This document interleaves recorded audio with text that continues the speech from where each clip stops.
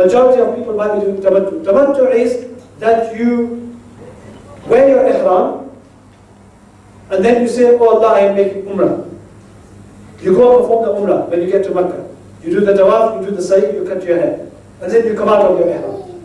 And then when it's the Hajj days, after 2 days, 3 days, 5 days, 6 days, then you wear your ihram again, and then you say, oh Allah, I am performing Hajj. So in one trip, you are making benefit of 2 things, Umrah and Hajj. So you are taking benefit of Umrah and Hajj with one trip. That is why it's called Hajj Tamattu, with 2 separate ihrams. Hajj Ifrad is only one ihram, only for Hajj. So 8 days Hajj package, you wear your ihram before the miqat, and your only intention is to perform Hajj, not to perform Umrah. So you will go there, you will perform one tawaf, which is the welcome tawaf of the Kaaba, and then you go, when it's the time, you keep the ihram on, and then you will go and perform your Mina, Arafat, and you perform your Hajj with that. So you don't do Umrah, and you only perform Hajj. This is Hajj Ifrad. Majority will be performing Hajj Tamattu or Qiran, depending on how many days they have left. And there are different rulings for, the Tawaf will be the same, the Sa'i will be the same, all the Mina, Arafat and everything else will be the same. The only difference is, Qiran and Tamattu, they have to sacrifice an animal. It's wajib. Ifrad is not wajib on them to sacrifice animal. So they don't have to, it's not wajib. If they want to, they can, but if they don't want to, they don't have to. That's one difference. Everything else is the same, except how many times you will be doing tawaf and how many times you will be doing sa'i. That's the only difference. Otherwise, everything else is the same. The qurbani is the only difference. Everything else is how many times do you do tawaf and how many times do you do sa'i. So Hajj Qiran, I mentioned to you what is Hajj Qiran, what is Hajj Tamattu, what is Hajj Ifrad. Which one is the most virtuous Hajj? Prophet ﷺ performed Qiran. So he wore one ihram and he performed Umrah, and with the same ihram he performed Hajj. But the companions who were with him, he told them to perform Tamattu. So that is why some scholars say that Qiran is more preferable or more virtuous because Prophet ﷺ performed Qiran. Some say that no, he told the companions to perform Tamattu, so therefore that is more virtuous. And some people say, well, you're performing Hajj, so single out Hajj, and therefore that is more virtuous. So there's difference of opinion, which one is more virtuous. According to the Hanafi school of thought, the Qiran is more virtuous because the Prophet ﷺ performed Qiran.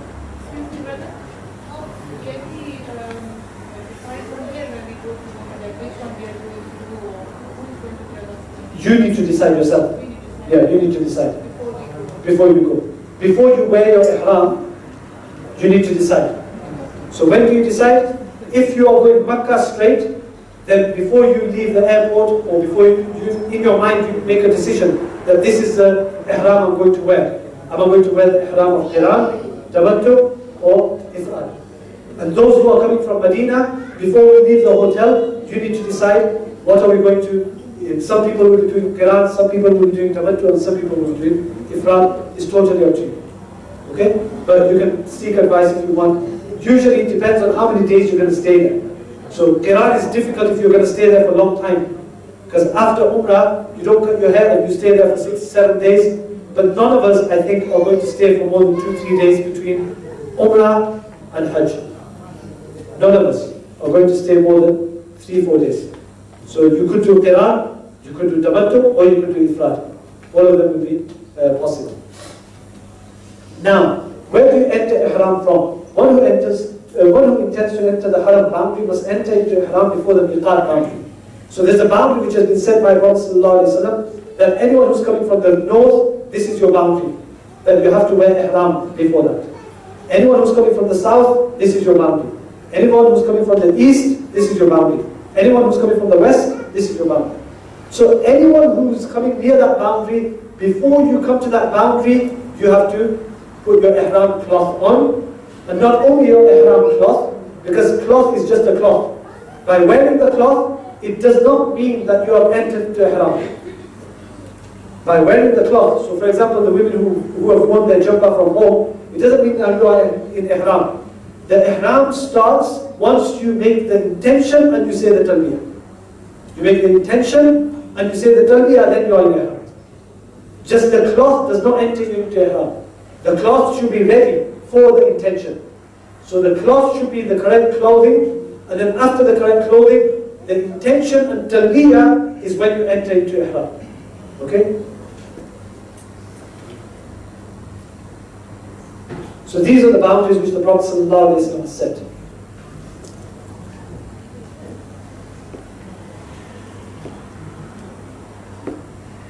So anyone who's coming from the north, so Medina is here, and just about less than half an hour after Medina coming towards Makkah, there's Dhul Hulayfa, there's a mosque there. So that's the boundary. That's the boundary which the Prophet ﷺ set as the miqat boundary. Miqat means the boundary for ihram. So if you are going to Makkah, then you cannot pass this boundary without wearing the ihram from here, making the intention and saying the talbiyah. If you're coming from UAE, then this will be your boundary. If you're coming from UK direct, then you're coming over the Red Sea, then just before Jeddah, there's a boundary here. And if you're coming from Yemen, then Yalamlam is a boundary. Now, before you enter this boundary, if you're on the plane, the pilot makes an announcement about half an hour before that you will now, in half an hour, be nearing the boundary or entering the miqat boundary. Please make your intention if you are going for Umrah or Hajj, etc. So, you should already be in your clothes. You should already be in your clothes on ihram. Maybe if you find it uncomfortable to wear your clothes from, especially the men, because your cloth is 2 sheets. So you might find it difficult to wear the 2 sheets from Heathrow Airport. So you can wear your bottom part and then wear a jubbah on top and go onto the plane. Once you're on the plane, 1 hour before entering near Jeddah, then you think that, oh, you know, the pilot is going to announce now, so you go to the back, you take off your jubbah, and you get your sheet on, and now your cloth is ready, you've got your slippers on, your slippers are ready, and now when the pilot announces that we are nearing miqat, that is when I will make my intention. So the intention and talbiyah will enter you into ihram. Make your intention as late as possible, because there are lots of things that you have to refrain from if you are in ihram. Now if you make your intention from UK, that means you have to refrain from all those things that you have to refrain from in ihram from the UK. But if you make your intention on the plane, just when the pilot announces, then you have less time in your ihram, and it is easier to look after your ihram. Okay? Similarly, when you're leaving from Medina, either you will wear your clothes from the hotel, or you will wear them at Dhul Hulayfa. Once you have worn your clothes, then it is sunnah to perform 2 rakats salah. The Prophet ﷺ, when he came to Dhul Hulayfa, Hazrat Jibreel came and he said, perform 2 rakats salah. Also in another hadith, Ibn Umar radiallahu ta'ala mentions that the Prophet ﷺ, before he wore the ihram, he performed 2 rakats salah. So one of the sunnah is that you perform 2 rakats salah before ihram. Okay? Now, if you are getting on the plane and it's going to be difficult for you to perform the 2 rakats salah on the plane, then you can perform that before you get on the plane. You can perform that in Masjid al-Nabawi. You can perform that at the hotel. You can perform that at Dhul Hulayfa. But if you are not able to perform it, then don't worry. It's not farz, it's not wajib. If you're not able to perform the 2 rakat salah, it's not farz, it's not wajib, it's sunnah. According to some, it's mustahab, it's not necessary. Okay? That's number 1. Number 2, you need to make your preparations before ihram. So it is mustahab to cut the nails, remove hair below the navel and armpits, and trim mustache. It's mustahab to perform ghusl before ihram. Perfume can be used on the body prior to entering into ihram, not for women, for men. Hair oil or any other fragrance, liquid, medicine can be used prior to entering ihram. Now, anything that needs to be done before ihram, you do before ihram. So some things that are prohibited, make sure you've done them before. Trimming the nails, etc., etc. Yeah, all this should be done before wearing the clothes of ihram. So preferably you should do this in Medina, or preferably if you're leaving from UK, you should do this at home. So the ghusl as well, taking a bath is also sunnah of the Prophet ﷺ. So take your bath and then you are ready to wear your clothes of ihram. But you are still not in ihram. The ihram clothes comprise of 2 white sheets for men. One sheet covering the upper part of the body without covering the face and head. Do not leave right shoulder uncovered. This is for the men. And one sheet covering the bottom part, wrapped around the waist, covering the navel and kept above the ankles. This is for men. No other clothing, underwear allowed for the men. Okay? So ihram is only two pieces of cloth. Two pieces of cloth. Footwear must be such that the central bone of the upper part of the feet and the ankle remain uncovered and exposed.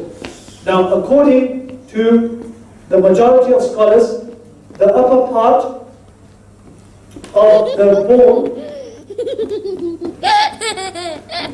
so the upper part of the feet for the men only, the upper part of the feet for the men only should be uncovered. According to some scholars, it's allowed to cover. So if you're from the Shafi, Hanbali, Maliki fiqh, you can cover the bone on the top as well. But for the men, Hanafi fiqh, they say that this bone should be uncovered, the top bone should be uncovered, and I'll mention which clothes need to be wear. And then we'll show you a demonstration of how the ihram should be worn. So these are the ideal slippers for Hajj, for the men. Because this keeps the bone uncovered, the top bone uncovered, and it keeps the ankle uncovered as well. So not exposing the upper central bone, this is ideal. Like I said, Allah subhanahu wa ta'ala has been very gracious and very kind on the women. They can wear trainers, very comfortable footwear. You can wear any footwear you want. You can wear socks as well. So very, very comfortable Hajj for the women. It's a bit more difficult for us men. But then, we'll get more reward. What are you joking? For the men, now this kind of sandal might be allowed because it still uncovers the bone. This bone should be uncovered. This sandal is covering too much of the bones, that bone here, the central bone, so this sandal will not be allowed. The safest option is, like I said, the safest option is this. But if you need sandals, then it needs to be a sandal that has this part mainly uncovered. These are available on Amazon. I've got a shop there. These are available on Amazon. Yes? Samuel, if you go back one picture, the thing is the sandals on the right, so I've been pointed before, is that they are very beneficial because they give you extra support from the back. Yes. So if you're doing lots of walking, yes. So I think it's probably one of the most important decisions you can make is how good your footwear is. It's your footwear, but you've got to make sure that it's legible and allowed. So that's what I'm trying to say, that if you're going to get sandals, then show the sandals to one of the imams, if you're from the Hanafi school, make sure they're allowed. This is why I've shown this sandal, that it only covers the strap at the front and at the top. And your ankle should be uncovered, and this bone should be uncovered. This is definitely more comfortable, and that's why I've put this in. Also, last year somebody had this one, and that was very comfortable. So that's fine. But the other slippers are the most safest in terms of the option. So this part of the sandal should be uncovered. Now in terms of wearing ihram, you're going to do a demonstration? Huh? Yeah. Cool.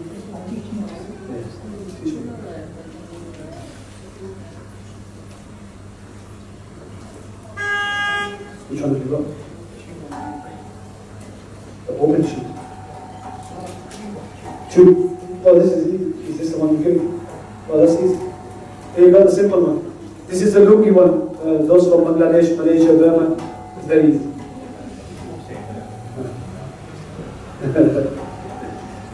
So this one is very easy.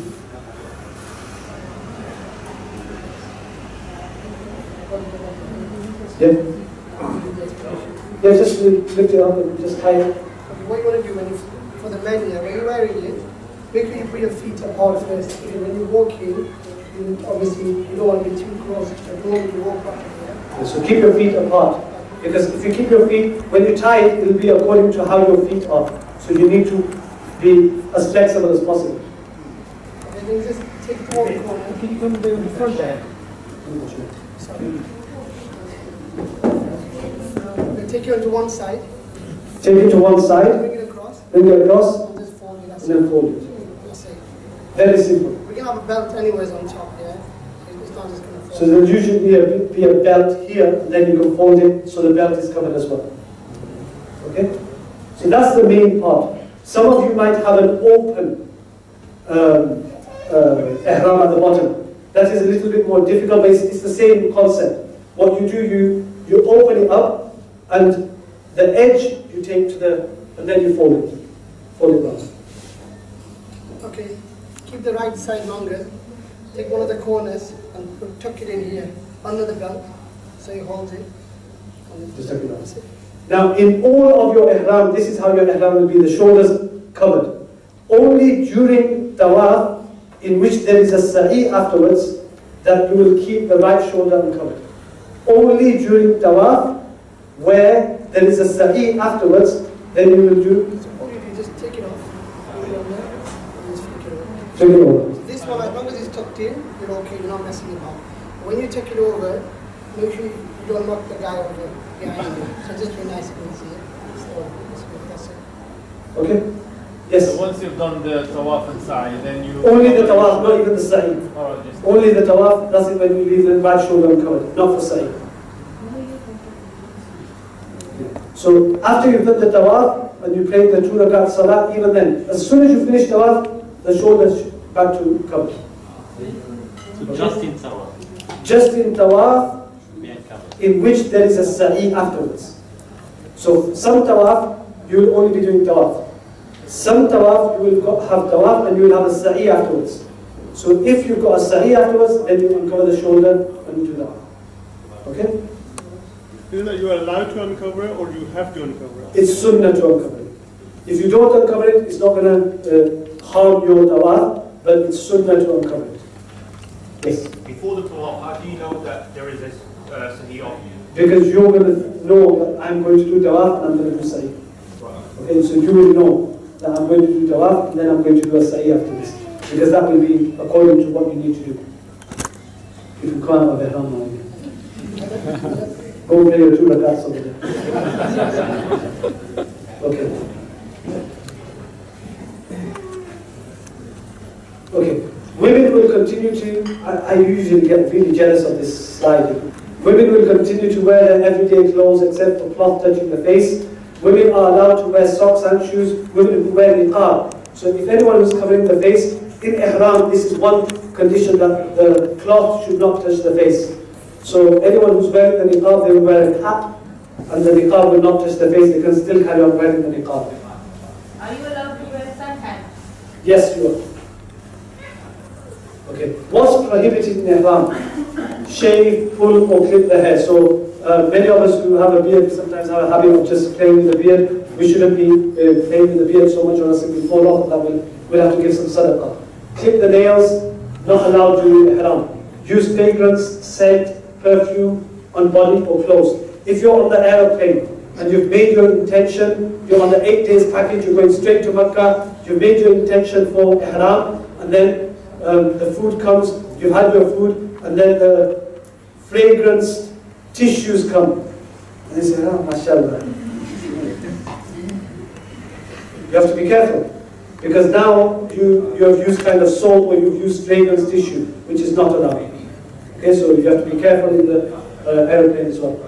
Not allowed to use stitched clothes for men. To propose, marry, or perform marriage. To hunt, kill animals, even killing a lice. To have sexual relations or anything that leads to lustful total actions. Cover head or face, even men. So if they are in ihram and they are sleeping, they shouldn't cover their face with a blanket. They are allowed to cover their feet with a blanket. Women are allowed to cover their feet, but you shouldn't cover your face. Women are allowed to cover their hair because that's part of their hijab. Cover central bone of the upper part of the feet, as I mentioned earlier. What's permissible in ihram? You're allowed to use an umbrella, you're allowed to change garments. So anything that gives a shade, but it's not touching, you're allowed. Cap, you're allowed. Change garments, men are not allowed a cap. Their head and their face should be uncovered. So you're allowed an umbrella, but you're not allowed a cap. Okay? To have a bath, shower, wash hair, you are allowed in ihram. So if you get to Makkah, and you feel you need a shower, you're allowed a shower, but don't use anything fragranced. So just with water. Don't rub your body so much that hair starts falling off your beard. That will cause some sadaqah. Cover body with blanket, including feet, you are allowed, but do not cover head and face. Miswak you are allowed. Toothpaste, there's a difference of opinion. Some scholars say because it's got fragrance, you shouldn't use toothpaste during the ihram time. Okay? You're allowed to wear glasses, sunglasses, ear aid. You're allowed to wear a ring, watch, wristband, all that. So how are you going to enter into ihram? You need to learn the labbaik. Labbaik Allahumma labbaik. Labbaik la sharika lak labbaik. Inna alhamda wal ni'mata laka wal mulk la sharika lak. Here I am, O Allah, here I am. Here I am. Try to learn the meaning. So that when you say the labbaik and you're going to the Hajj, you say, Allah, here I am. Here I am. I'm not worthy of coming here.